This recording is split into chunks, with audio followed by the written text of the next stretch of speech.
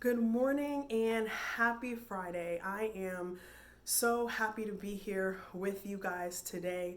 We have had an amazing devotional week this week, really talking about forgiveness and being able to really dive into the word with that as well. So today I just wanted to chat with you guys as well.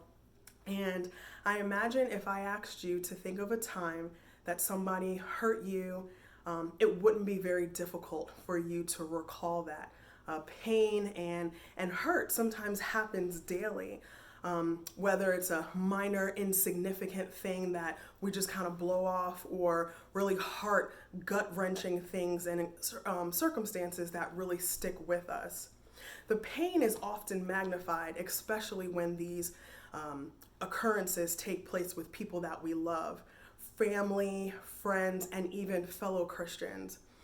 Waiting for the other person to right the wrong or, come and apologize to you sometimes is a little pointless, because that person may not have even realized that they hurt you, or the things that came out of their mouth caused an offense, or they might not even care. And while that's hard to hear, it's sad but true.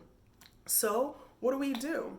Well, his word gives many, many examples. And some of the examples that I'm going to give you, we've heard throughout the week. So it's confirmation and it's encouragement. His word tells us what we should do, how we should do it, and even how many times we should do it. For some of us, the word forgiveness is not an easy thing to say, hear, and especially to do. But what do? Ephesians 4:32 says, "Be kind." We could stop right there, but it continues on to say, "and compassionate to one another, forgiving each other just as Christ forgave you." How do we do it? There we go. Colossians 3:13 says, "Bear with each other." There it is right there again, but it goes on to say, "and forgive one another if any of you has a grievance against someone. Forgive as the Lord forgave you." Because our Father is so wonderful, he even goes on to tell us how many times we should do it. In Matthew 18:22, Peter goes to Jesus and says, "Lord, how often should I forgive someone who sins against me? 7 times? Not even 7 times, Jesus replied, but 70 times 7.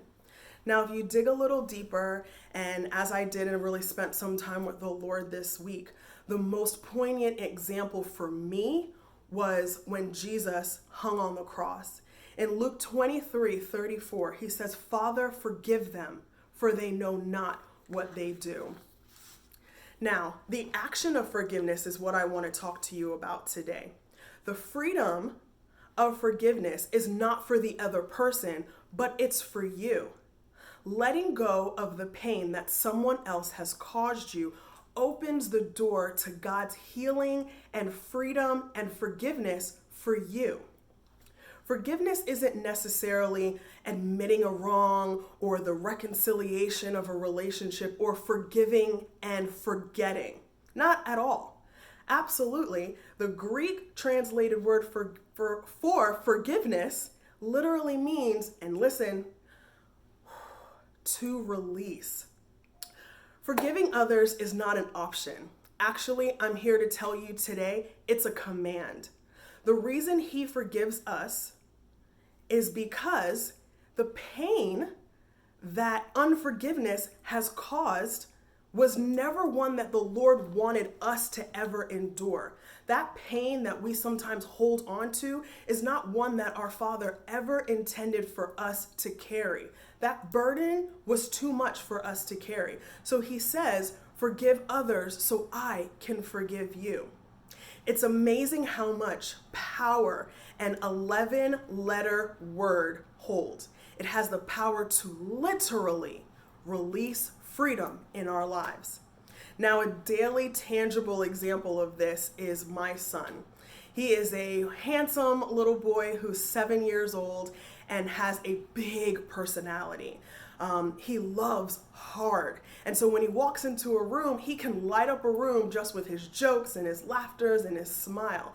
However, anytime somebody has hurt him and he doesn't really understand, or he's frustrated and doesn't know how to let that go or ask for forgiveness or even be able to communicate that because he's only 7, sometimes he kind of just does this and he gets all tangled up inside.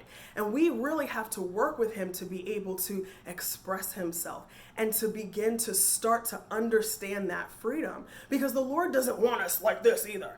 He wants us to be able to, like the Greek word says, release. So my encouragement to you today, though I know we're walking through a lot right now, is to take a deep breath, relax your shoulders, release the tension that might be in your jaw, and remember that the freedom of forgiveness has more to do with you and your healing and less to do with the other person. Thanks so much for listening today. I hope you have a blessed and wonderful day as well. Take care.